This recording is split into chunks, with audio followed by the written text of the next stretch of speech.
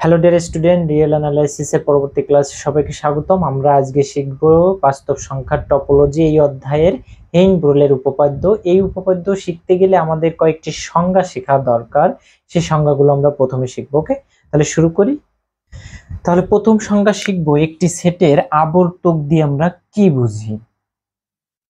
একটি সেটের আবর্তক, একটি সেটের আবর্তক।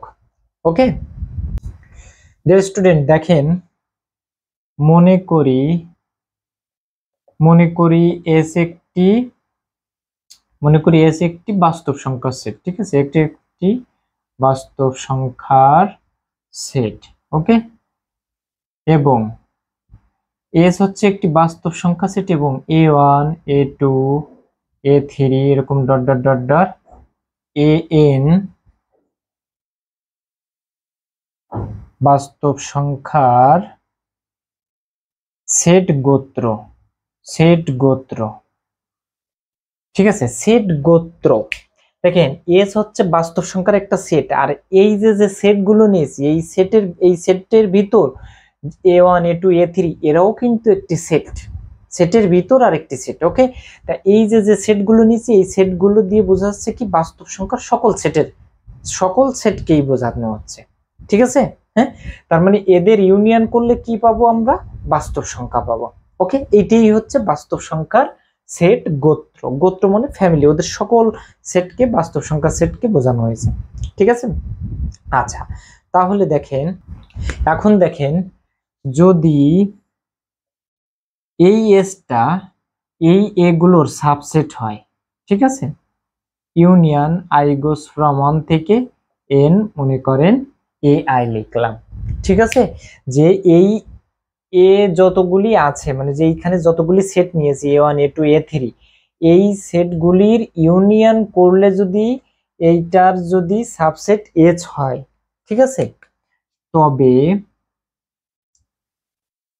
A1 A2 এগুলো কিন্তু ক্যাপিটাল লেটার দিয়ে লিখতে হবে, কারণ আপনারা জানেন মানে সেটকে কি দিয়ে প্রকাশ করা হয়? ক্যাপিটাল লেটার দিয়ে।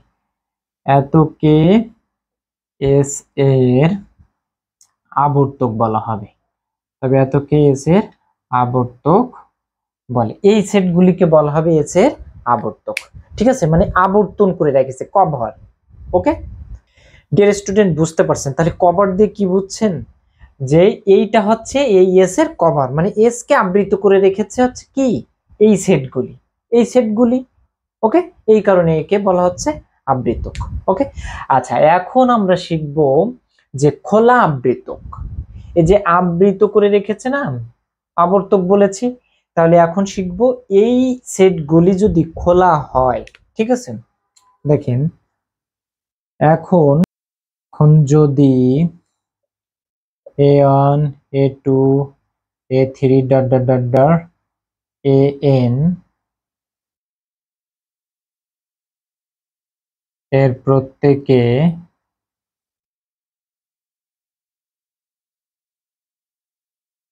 সেট হয়, তবে A1 A2 A3 dot dot dot dot AN কে খোলা আবর্তক বলে। বলা হয়েছে এই যে সেটগুলি ছিল A1 A2 A3 dot dot AN, এরা প্রত্যেকেই যদি খোলা সেট হয়, ঠিক আছে, প্রত্যেকেই খোলা সেট হলে তাহলে আবর্তক বলতেছিলাম এখানে কাকে?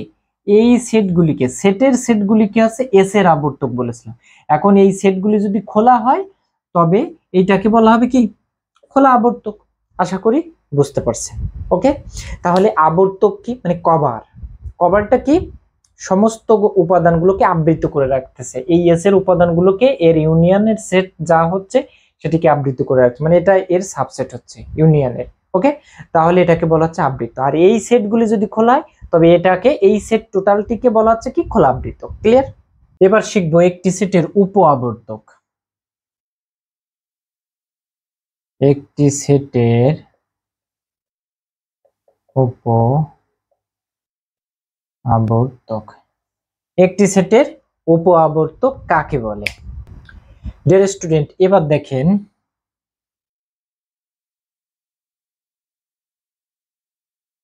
যদি কোনো বাস্তব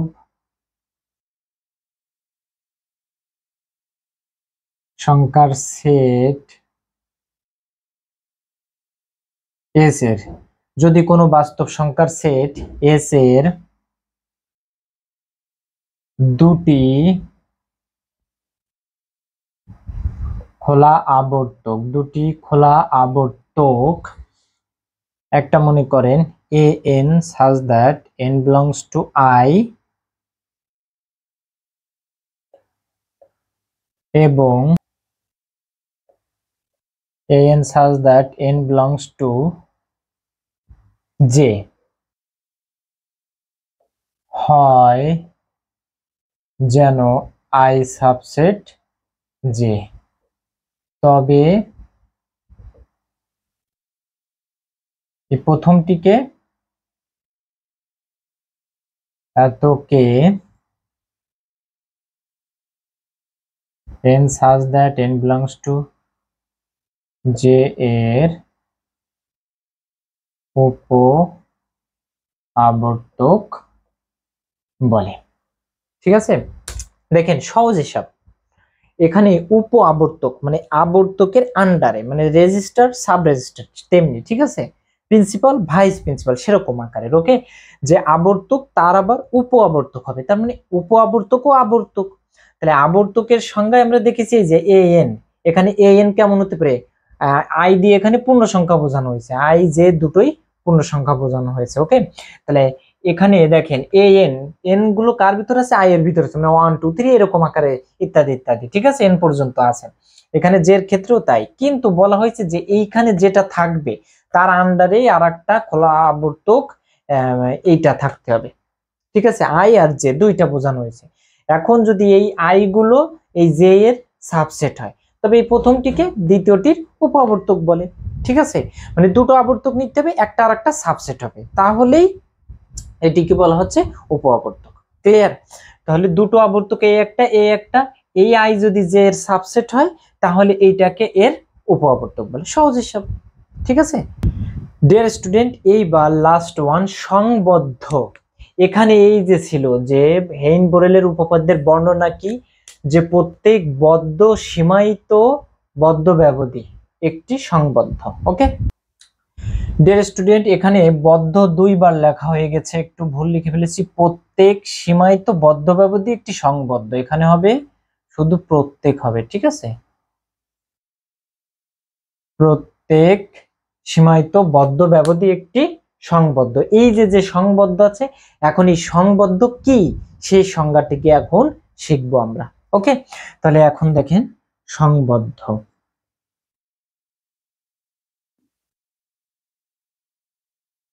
সংবদ্ধ সেট, সংবদ্ধ সেট কাকে বলে এটা শিখবো। বলা হয়েছিল এখানে কি প্রত্যেক সীমায়িত বদ্ধ ব্যবধি একটি সংবদ্ধ। এই যে বদ্ধ ব্যবধি সংবদ্ধ হচ্ছে, সংবদ্ধ দিয়ে কি বুঝতেছি সেটা এখন শিখবো। ওকে, তাহলে এই সংজ্ঞাটি কি হবে দেখেন এখন, যদি কোনো অশূন্যক বাস্তব সংখ্যার সেট এস, মোস্ট ইম্পর্টেন্ট কিন্তু এই সংজ্ঞা তিনটি। ওকে, এইটি দিয়ে এরপরে আমরা প্রমাণে চলে যাব। বাস্তব সংখ্যার সেট এস এর প্রত্যেক খোলা আবর্তকের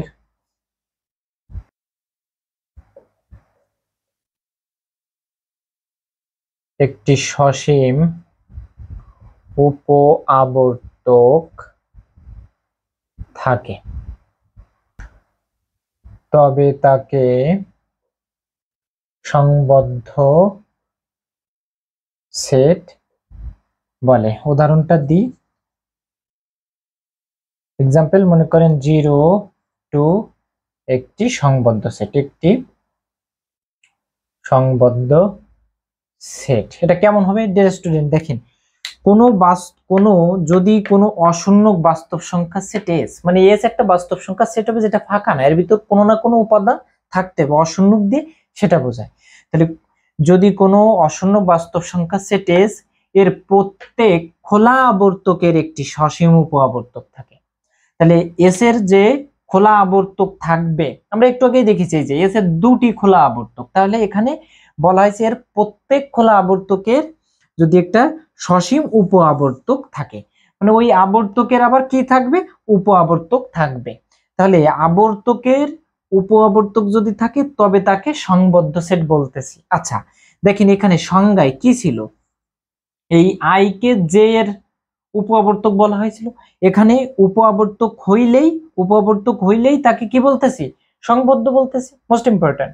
তাহলে সংবদ্ধ হতে গেলে এইরকম একটা সাবসেট থাকতে হবে, এইটাকে এর উপ আবর্তক হবে, উপ আবর্তক হতে গেলে এই আই গুলো জে এর সাবসেট হতে হবে, এইটাই হচ্ছে ইম্পর্টেন্ট সংজ্ঞা। ওকে, তাহলে সংবদ্ধ দেখাতে গেলে কি লাগবে, আমার উপ আবর্তক কি কি লাগবে দেখেন। এই সংবদ্ধ সংজ্ঞা শিখতে গেলে আবর্তক জানতে হবে, মানে কভার আমরা শিখেছি। কভারের পরে এবার কি আসবে, উপ আবর্তক আসবে। উপ আবর্তক যদি হয় তাহলে সে সংবদ্ধ হবে। আশা করি বুঝতে পারছেন, ক্লিয়ার। এই তিনটি সংজ্ঞা দিয়ে আমাদের এই উপপাদ্যটা প্রমাণ করব। এখন এই উপ আবর্তকের এইটা খুবই ইম্পর্টেন্ট, এটা ওই উপপাদ্যে অ্যাপ্লাই আছে। তাহলে কি মাথায় রাখতে হবে, যে এরকম সাবসেট দেখাতে হবে, এই যে আই যে এরকম সাবসেট থাকবে উপ আবর্তকের ক্ষেত্রে, ক্লিয়ার। এখন এখানে বলা হয়েছে যে প্রত্যেক সীমায়িত বদ্ধ ব্যবধি, তাহলে প্রত্যেক সীমায়িত বদ্ধ ব্যবধি সীমায়িত হতে হবে এবং সেই ব্যবধি কি হতে হবে, বদ্ধ হতে হবে, সেটা সংবদ্ধ হবে। সংবদ্ধ মানে এই যে ওই সেটের একটা উপ আবর্তক, সসীম উপ আবর্তক থাকতে হবে, এটাই আমরা এখন প্রমাণ করব, ক্লিয়ার। ডিয়ার স্টুডেন্ট, যেহেতু এই উপপাদ্যটা আমাদের মানে একটু বড় জটিল টাইপের, এর জন্য এটা কিছু স্টেপ ফলো করে আমরা এটা প্রমাণ করব। ওকে, তাহলে এখানে যে প্রত্যেক সীমায়িত বদ্ধ ব্যবধি, সেই ব্যবধি ধরবো আমরা, ঠিক আছে।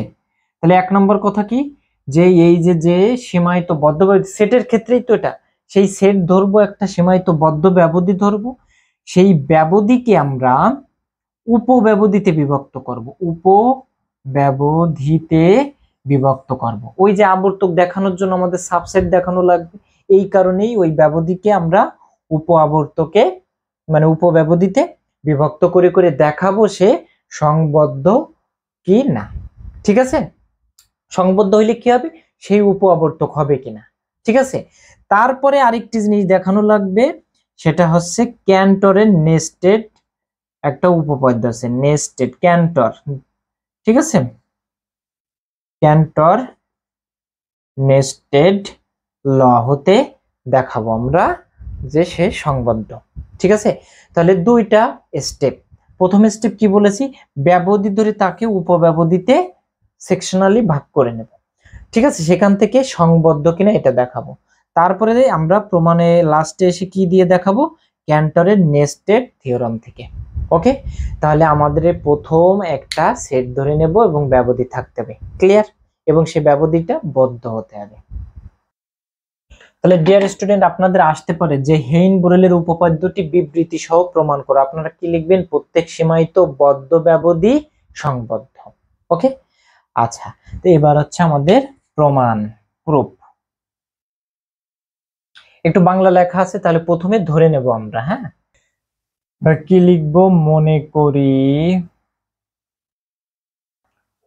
S ইকুয়াল টু, বদ্ধ যেহেতু বলেছে আমরা এ বি বদ্ধ ব্যবধি ধরে নিয়েছি, মনে করি এটা এত একটি বদ্ধ ও সীমায়িত ব্যবধি।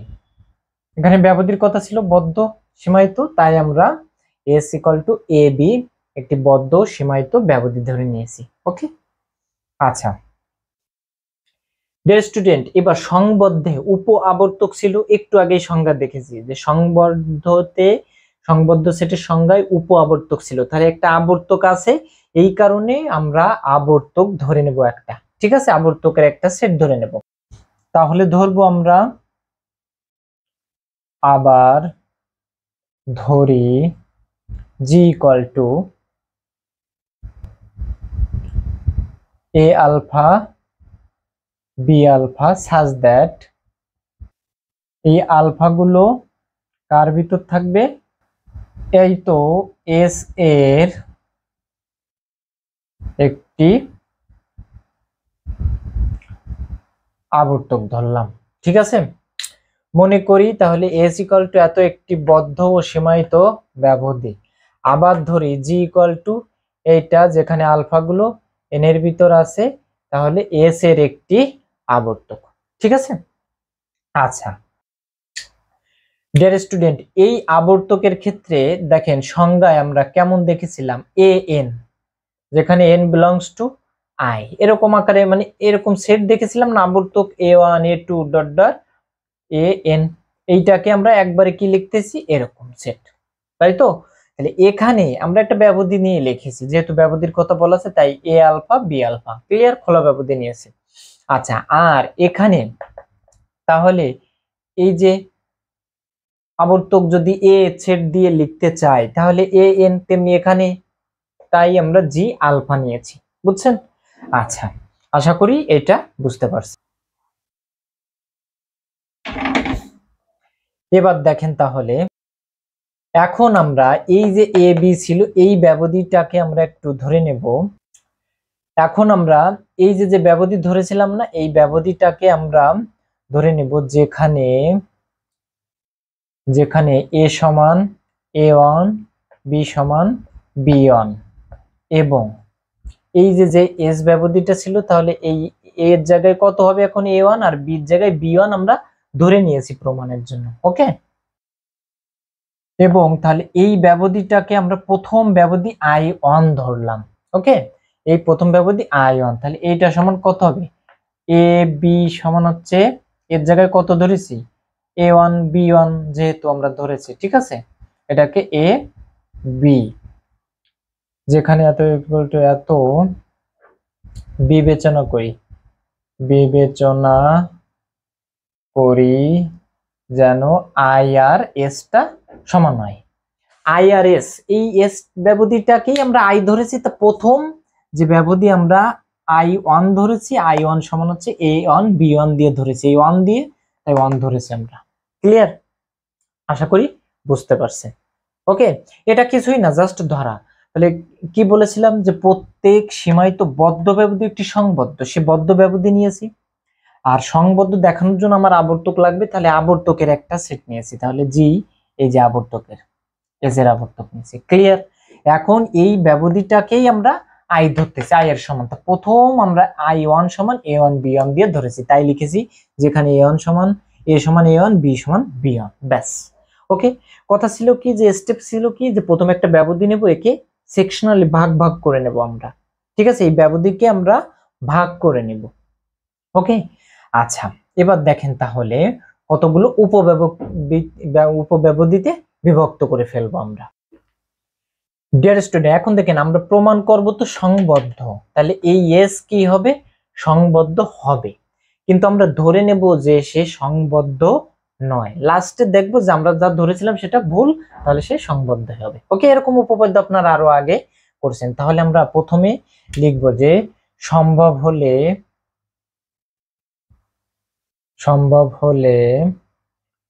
ধরি এস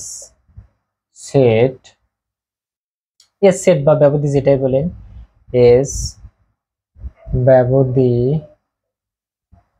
সংবদ্ধ নয়। আমরা প্রথম ধরেছি এস ব্যবধি, সম্ভব হলে ধরি যে এস ব্যবধি সংবদ্ধ নয়, লাস্টে দেখাবো যে আমরা যেটা ধরেছি এটা ভুল, মানে আমাদের ধারণার পরিপন্থী, ওকে। আচ্ছা, তাহলে দেখেন এস ব্যবধি সংবদ্ধ নয় ধরেছি, ক্লিয়ার। ডিয়ার স্টুডেন্ট, সংবদ্ধের সংজ্ঞায় দেখেছেন, সংবদ্ধের সংজ্ঞায় কি ছিল, উপ আবৃতক ছিল, তাই না, উপ আবৃতক ছিল সংবদ্ধের সংজ্ঞায় দেখেছে উপ আবৃতক ছিল। তাহলে যেহেতু এটা সংবদ্ধ নয়, তাহলে এখানে এর উপ আবৃতক থাকবে না, এটাই তো, তাহলে সেই কথাটি আমরা এখন লিখব, ক্লিয়ার। তাহলে কি লিখবেন, তখন যেহেতু সংবদ্ধ নয়, তখন এস কে আবৃত করে, এক্স কে আবৃত করে জি এর সসীম উপ-আবৃতক বিদ্যমান থাকবে না। ঠিক তো? এটা জাস্ট সংজ্ঞার পরিপন্থী, আর কিছুই না, আমরা ওকে কিছুই দেখাইনি। ওকে, যে এস সংবদ্ধ নয় ধরেছি, এস সংবদ্ধ না হলে তার উপ-আবৃতক থাকবে না, সেটা লিখেছি যে এস কে আবৃত করে এমন জি এর সসীম উপ-আবৃতক বিদ্যমান নেই। ক্লিয়ার? আচ্ছা, এবার দেখেন তাহলে, এখন ওই যে বলেছিলাম যে আমরা ব্যবধিটাকে বিভক্ত করে ধরবো, সেটাই ধরবো যে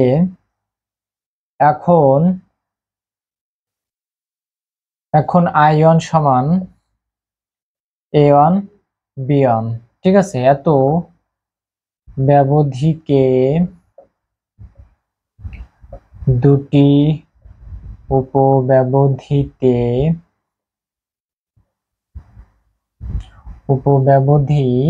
সে উপব্যবধি দুটো ধরি, তার মানে হচ্ছে এরকম a1 আর b1, তাহলে এদের যোগ করে a1 plus b1 divided by 2, a1 থেকে বড় b1 থেকে ছোট বলতে পারি। তাহলে এইটুকু একটা ব্যবধি নিব, আবার এইটুকু একটা ব্যবধি নিব। ক্লিয়ার? তাহলে কি লিখবো? a1 আর হচ্ছে a1 b1 plus 2, a1 b1 plus divided by 2, এ তো ও, এবার এইটা আর এইটা, তাই তো, এইটুকু। তাহলে কি হবে? a1 plus b1 by 2 R say b1, এত দুটো উপব্যবধি এত তে বিভক্ত করি। ঠিক আছে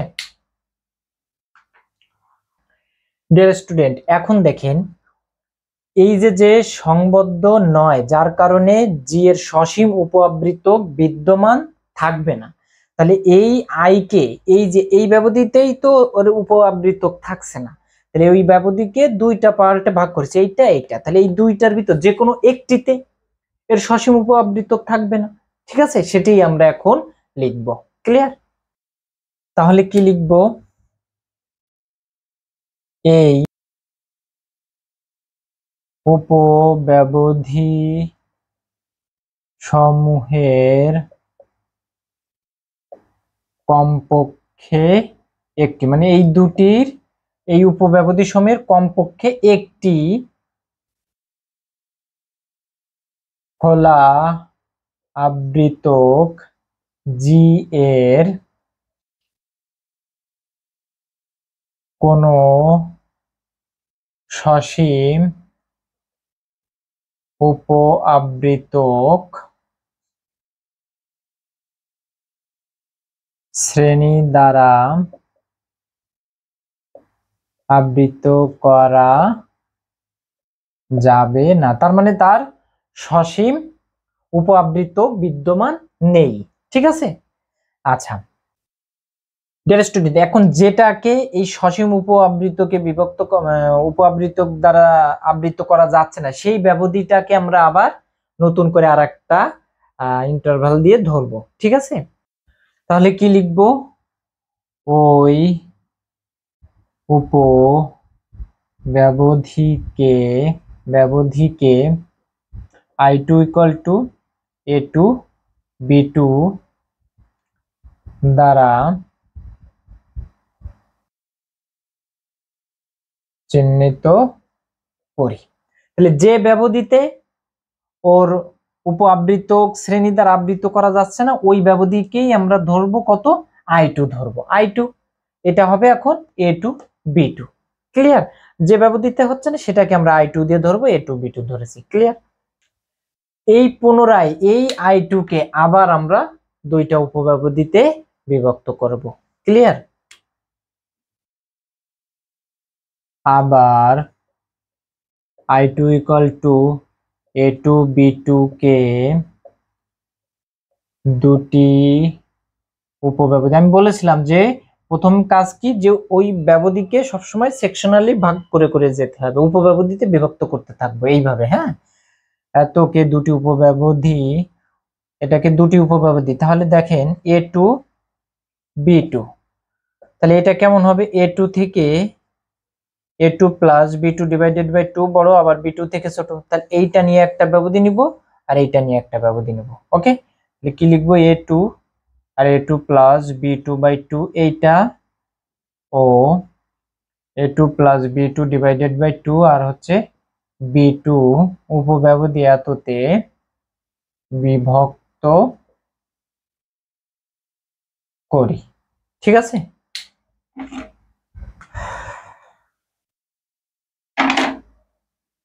ডিয়ার স্টুডেন্ট, এই দুটোর ভিতর ওই পুনরায় আবার সে আগের কথা, এই যে এই কথা লিখবো। ঠিক আছে, তো পূর্বের মতো উপব্যবধি দুটি কমপক্ষে একটি খোলা আবৃতক, কমপক্ষে একটি খোলা আবৃতক জি এর কোন সসীম উপ আবৃতক শ্রেণী দ্বারা আবৃত করা যাবে না। একই কথাই রিপিট করেছে, আর কিছুই না। ঠিক আছে, এইখানে যা লিখেছিলাম, এই যে উপাবৃতক দ্বারা করা যাবে না এই পর্যন্ত, এখানের কথাটিও হুবহু সেম রিপিট করেছি। ওকে, পুনরায় আবার ওইটাকে ব্যবধি ধরবো, ওই উপব্যবধিকে I3 ইকুয়াল টু, এবার হবে A3 B3 দ্বারা চিহ্নিত করি। ওই নির্দিষ্ট যে ব্যবধিটিকে আবৃত করা যাচ্ছে না, ওইটাকে হচ্ছে I3 দ্বারা চিহ্নিত করি। ঠিক আছে ডিয়ার স্টুডেন্ট, তাহলে এই প্রক্রিয়া বারবার চলতে থাকবে, তাই না? বারবার একই কাজ করাকে আপনারা জানেন নেস্টেড বলা হয়। ওকে, তাহলে আমরা এই কথা আর লিখবো না, এই পুনরাবৃত্তি হচ্ছে একই জিনিসের। এই কারণে আমরা কি লিখবো এখন দেখেন, এই পদ্ধতি অনবরত চালিয়ে, এই পদ্ধতি একইভাবে চলতেছে, তাই তো? এই পদ্ধতি অনবরত চালিয়ে আমরা একটি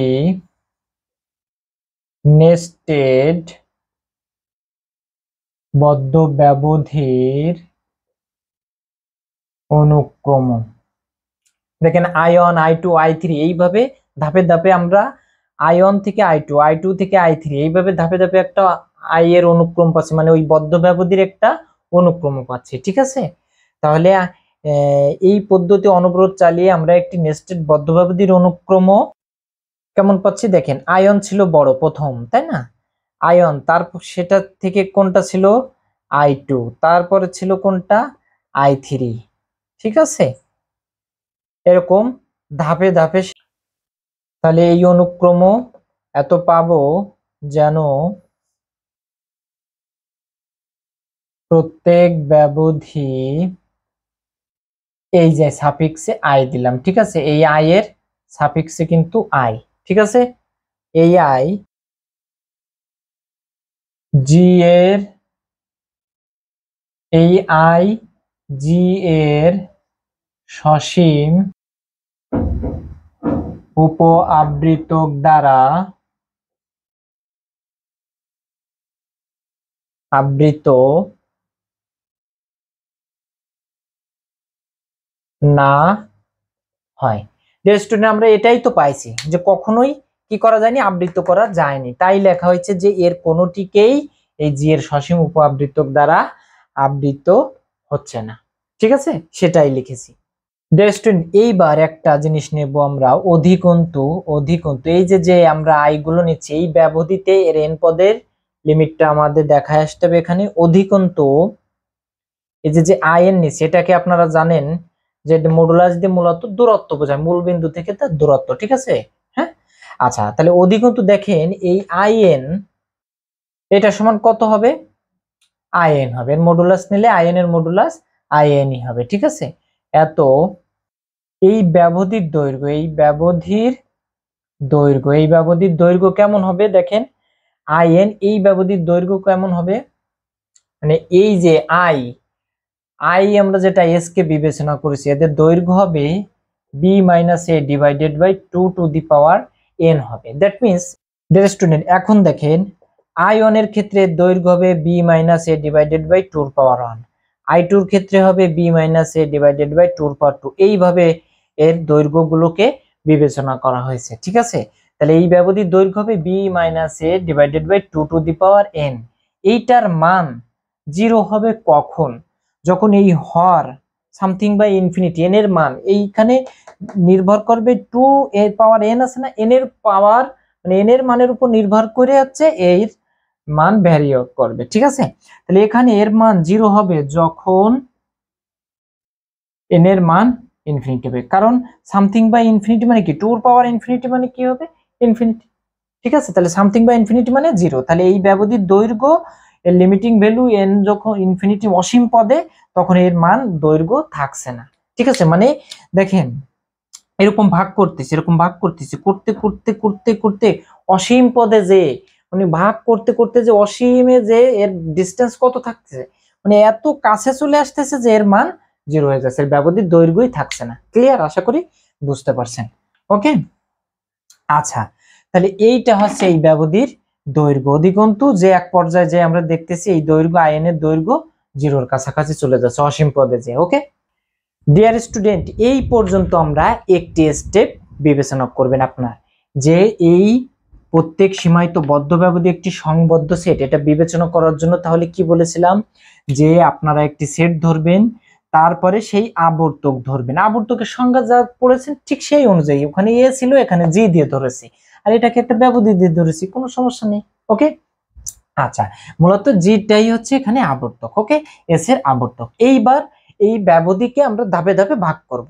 দেখেন কয়টা ব্যবধি নিয়েছিলাম, I1 I2 I3। আপনারা এই তিনটা স্টেপ লিখবেন, যে এটা ক্ষেত্রে আমরা I1 ব্যবধি, তারকে আবার ক্ষুদ্র ব্যবধিতে ভাগ করব, করে দেখাবো তার কোনো আবর্ত নেই, জি এর ক্ষেত্রে তার সসীম শ্রেণী দ্বারা আবৃত হচ্ছে না। ঠিক I2 এর ক্ষেত্রেও তাই, I3 এর ক্ষেত্রেও তাই, করে ডট ডট আল দেখাবো না, এইবার ডট ডট দিয়ে এটা দেখাবো, ঠিক আছে। তারপরে দেখাবো যে অসীম পদে যে এই ব্যবধিটা আসলে আর থাকছে না, ওকে 0 হয়ে যাচ্ছে। ওকে আচ্ছা, এই কারণে এখানে সেই আইএন পদটা আর দেয়নি। ওকে আচ্ছা, এবার দেখেন এই পর্যন্ত একটা স্টেপ আপনারা বিবেচনা করেন। এরপরে হচ্ছে কি বলেছিলাম, যে ক্যান্টরের নেস্টেড থিওরাম দিয়ে আমরা কাজ করব, উপপাদ্য। হ্যাঁ আচ্ছা, তাহলে আমি এইটুকু একটু মুছে দিই। ওকে এখন আমরা দেখাবো, এখন লিখবেন তাহলে কি, যে এখন ক্যান্টরের নেস্টেড ধর্ম অনুসারে ক্যান্টরের এই নেস্টেড ধর্ম কি সেইটা এখন আমরা শিখবো, নেস্টেড প্রপার্টিটা কি ক্যান্টরের। ওকে আচ্ছা, ক্যান্টরের নেস্টেড ধর্ম অনুসারে সেটি হলো n goes from 1 থেকে ইনফিনিটি in, এই যে n এর মান 1 2 3 এরকম ইন্টারসেকশন, মানে I1 ইন্টারসেকশন I2 ইন্টারসেকশন, এইভাবে in পর্যন্ত এদের ইন্টারসেকশন বলা হয়েছে, ঠিক আছে। এটাকেই একবারে লেখা হয়েছে এইটা, এর ভিতরে একটা বিন্দু P থাকবে। হ্যাঁ, ক্যান্টরের নেস্টেড ধর্মই এটা বলা আছে। ওকে যেখানে এই n গুলো কার ভিতর থাকবে, স্বাভাবিক সংখ্যার ভিতর থাকবে। ওকে একটি বিন্দু ধারণ করবে, বলা হয়েছে কি, যে ক্যান্টরের নেস্টেড লুপে বলা হয়েছে যে এই আই গুলো যে 1 2 3 করে এরকম অসংখ্য যে ব্যবধিগুলো পাইছিলাম, তাদের ইন্টারসেকশন করলে তার ভিতরে একটি বিন্দু ধারণ করবে, ঠিক আছে। তার ভিতরে একটি বিন্দু ধারণ করবে, সেই বিন্দুটা কত আমরা ধরে নেব, মনে করি বিন্দুটি পি, তাহলে ধরলাম বিন্দুটা হচ্ছে পি। ক্লিয়ার? তাহলে এবার দেখেন পি ধরেছি আমরা বিন্দুটা, ঠিক আছে। তাহলে এমন একটা মান এই স্বাভাবিক সংখ্যার ভিতর থাকবে, ঠিক আছে, এমন একটা মান স্বাভাবিক সংখ্যার ভিতর থাকবে যেখানে পিটা ওই ব্যবধিতে ধারণ করবে, ঠিক আছে, সেই ব্যবধিটাকে আমরা n0 দিয়ে ধরতেছি। তাহলে n0 বিলংস টু স্বাভাবিক সংখ্যা, এরকম একটা স্বাভাবিক সংখ্যার ভিতর থাকবে বিদ্যমান থাকবে যেন p belongs to in not, সেই ব্যবধিটাকে আমরা in0 ধরতেছি, ঠিক আছে, এর ভিতর সেই বিটা আছে, কোন ব্যবধির ভিতর আছে এটা ধরেছি আমরা। ক্লিয়ার? ডিয়ার স্টুডেন্ট, এইটার যদি আমরা চিত্রটা একটু দেখতে চাই, হ্যাঁ, সেটা কেমন হবে? মনে করেন এই সেই পি, ওকে, এখন এই পিটা মনে করেন এই ব্যবধিটাই হচ্ছে আমার সেই in নট, in0, এইটার ভিতরেই হচ্ছে পিটা আছে। তাহলে পি এর একটা, এটাকে আমরা কি বলতে পারি, পি এর সেই নেইবারহুড, ওকে, পি মাইনাস এপসাইলন আর পি প্লাস এপসাইলন মনে করেন, ঠিক আছে, এই ব্যবধির ভিতর এই যে যে পি মাইনাস এপসাইলন আর পি প্লাস এপসাইলন, এখানে পি বিলংস টু এটা আছে, আর এইটা কার ভিতর আছে, মনে করেন in নট এর ভিতর আছে। বুঝতে পারছেন বিষয়টা? এই কটাই আমরা চিত্রের ভিতর দেখাতে চাচ্ছি যে পিটা এই i নট ব্যবধির ভিতর আছে যেখানে এই পি এর একটা নেইবারহুড এর ভিতর আছে। ক্লিয়ার? তাহলে এইটা হচ্ছে আমাদের চিত্রটা, বইয়ের দেওয়া নেই, আপনাদের বাংলা বই, এটা ইংরেজি বইয়ে আছে দেওয়া, ঠিক আছে ডিয়ার স্টুডেন্ট। তাহলে দেখেন এই যে নেইবারহুডের হিসাবে এখন একটা এপসাইলন আসছে না, সেই এপসাইলনটাকে কেমন হতে পারে আমরা সেই এপসাইলনের পরিচয়টা এখন দেব, ওকে। আচ্ছা, এত ধরি epsilon equal to minimum, epsilon হচ্ছে ছোট, মনে করেন এল ইনটু, এটা কেমন হতে পারে, P minus a1 plus b1, আবার এল into P minus a2 P plus b2, ঠিক আছে, এরকম ডট ডট চলতে থাকবে। তারপরে কত হবে, dot dot dot dot L into P minus an P plus bn, এটা অসীম পদ পর্যন্ত চলবে।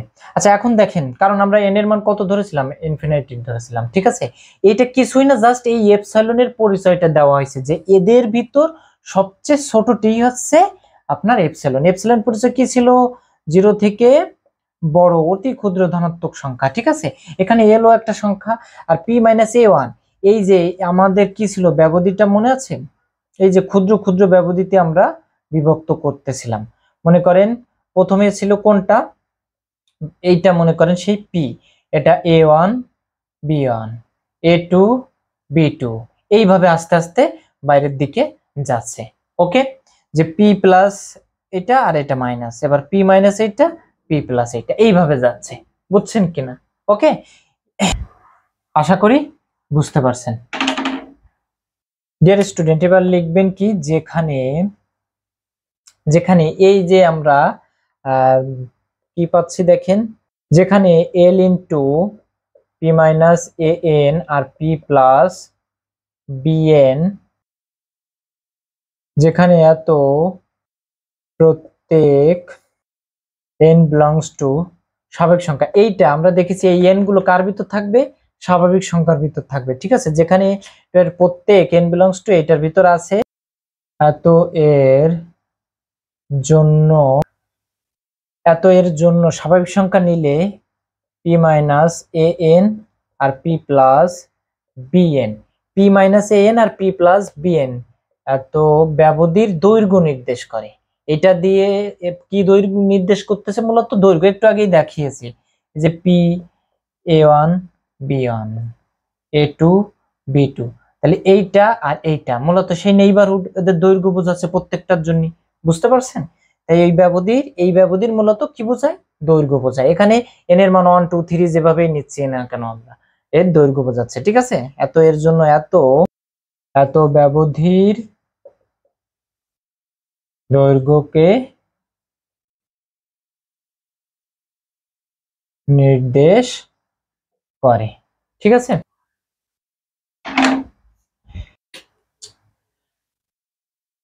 তাহলে দেখেন অতএব L into I N not, এই যে এল ইন্টু দৈর্ঘ্য, এখানে আই এন নট এই যে যে দৈর্ঘ্য ছিল, ঠিক আছে, এল ইন্টু প্রত্যেকটা এল ইন্টু দিয়ে দেখিয়েছি না, তাহলে এরকম কোনো এক জায়গায় যে ওই এন নটের ভিতর ওই দৈর্ঘ্যটা থাকবে, ঠিক আছে।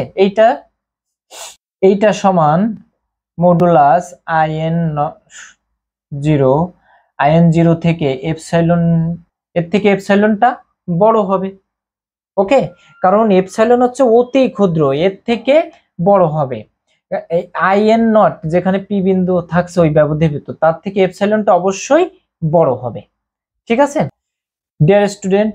তাহলে আমরা কি বলতে পারি, তাহলে দেখেন কি লেখা যাবে, যে এই আই এন এইটা কার সাবসেট হবে, P minus epsilon P plus epsilon, এই ব্যবধির ক্ষেত্রে এই ব্যবধির উপসেট হবে এই আই এন নট, নট মানে যে এখানে জিরো বোঝানো হচ্ছে, ঠিক আছে, আই এন জিরো হচ্ছে কি, যে এই ব্যবধির উপসেট হবে, এই ব্যবধির ভিতর ধারণ করবে, ঠিক আছে। কিন্তু আমরা এইখানে দেখেছি যে আই এন নট সে কার ভিতর আছে, মানে এই যে পি এর যে নেইবারহুড সে আই এন এর ভিতর আছে না, এখানে দেখেছি তাই না, আমরা চিত্রে তাই দেখেছি না, এখানে ফিগারে যে পি এর যে নেইবারহুড তার থেকে বড় কে, আই এন নট, তাহলে আবার এখানে দেখতে পাচ্ছি যে আই এন নট থেকে যদি এইটা বড় হয়, তাহলে পি এর সাথে কিছু বেশি এপসাইলন বেশি আর কিছু কম, তাহলে তার ভিতর এইটা ওর ভিতর থাকবে, ব্যাপারটা তাই না। এবার কিন্তু চিত্র থেকে না, এবার এখান থেকে দেখেন জাস্ট এল ইন্টু এই ব্যবধিটা, এখানে পাচ্ছি কি মডুলাস যদি করি যে আই এন জিরো এর থেকে এপসাইলন অবশ্যই বড় হচ্ছে, এই যে এইটা অনুযায়ী এন এর মান 1 2 3 নিলে এইটার থেকে এর মানটা অবশ্যই বড় হচ্ছে। তাই যদি হয় তাহলে আমরা বলতে পারি যে পি এর নেইবারহুড এই এপসাইলনের সাথে কিছু বেশি কিছু কম আই এন এর ভিতর থাকবে, এই ব্যবধির ভিতর থাকবে। কিন্তু আমরা আই এন দেখেছি যে এই পি এর নেইবারহুড দেখেছি আই এর ভিতর আছে, আই এন নট এর ভিতর আছে কি এইটুকু এর ভিতর আছে, আর এখানে দেখতেছি এই আই এন শূন্য কার ভিতর আছে, পি এর এই ব্যবধির ভিতর আছে, তাহলে আমরা যা ধরেছি তার পরিপন্থী না, ওকে।